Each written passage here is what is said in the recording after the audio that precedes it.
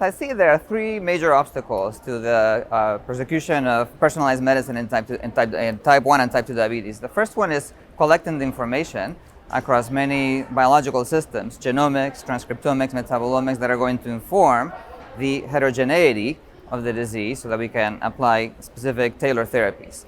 The second one is making sure that collecting that information matters clinically, that it influences outcomes, that it influences how you treat people, how you stratify people, surveillance, and complications.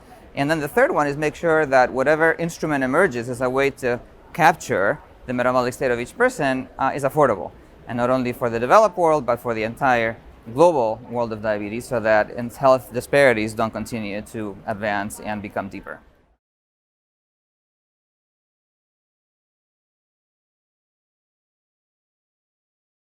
So whether epigenetics plays a role in the development of type 1 and type 2 diabetes is fairly clear. Epigenetics refers to the changes in chromatin or in DNA that affect gene expression in different tissues and different developmental stages and in different metabolic states. So there's no question that both type 1 and type 2 diabetes, that are complex diseases that are formed by the interaction of genes and environment, need to have an epigenetic entry of the environment into the genome to be able to modulate.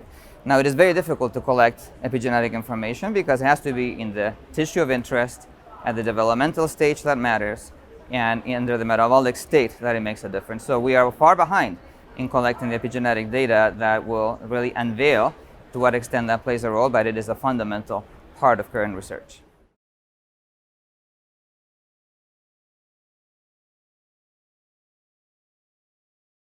So whether knowing genomics or epigenomics today in 2019 affects the management of patients with type 1 and type 2 diabetes is still very much in the early stages.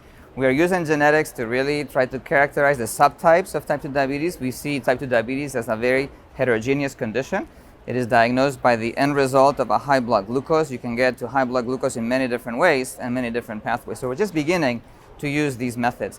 The one that really I think has the greatest promise is genomics, because genomics can be measured once in the lifetime of an individual. It really is immutable. It is easily accessible via peripheral blood, and therefore I think it has more of a chance of being able to use, and it is not affected by the disease process or its treatment. So I think we are further away with genomics than with any of the other techniques to do so.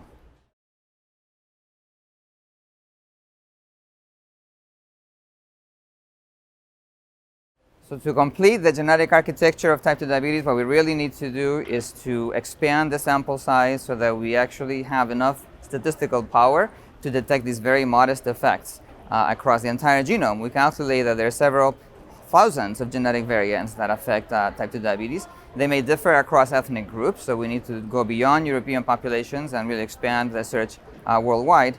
And then make sure that we capture not only common variants but also rare variants. So eventually what we need to do is really whole genome sequencing in many, many thousands of samples to really complete the entire picture of the genetic architecture.